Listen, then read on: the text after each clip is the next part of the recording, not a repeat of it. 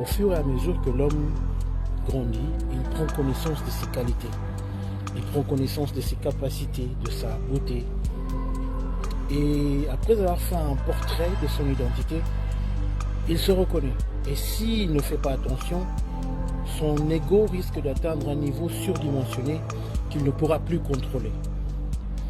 Et c'est là que l'homme souvent tombe dans la passivité. Tu es beau, belle, intelligent, courageux, opportuniste, prospère. Fais attention à ne pas prendre ces attributs pour un acquis, pour un privilège. Car c'est justement au moment que tu le feras que la chute sera à ta porte. Lorsque tu es marié, garde-toi de prendre ton mariage pour un acquis. Et tu as toujours eu de beaux enfants, garde-toi de te moquer des enfants des autres. Tu as une belle carrière professionnelle, une vie paisible.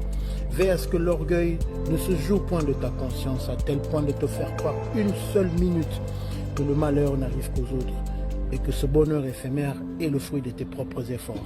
Aujourd'hui, tu es un élève brillant, un modèle dans ton entreprise. Tu es un artiste ou un athlète au sommet de la célébrité. Veille sur tes pas.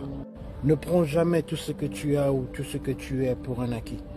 Au contraire, aie l'humilité de reconnaître que tout est grâce. Cette grâce qui t'accompagne depuis ton enfance n'est pas un acquis, c'est un don de Dieu. Le jour que tu le reconnaîtras, tu vivras paisiblement avec les autres et avec ta propre conscience. Reconnais la grâce de Dieu en toi et tu auras l'ainsi dit l'Éternel.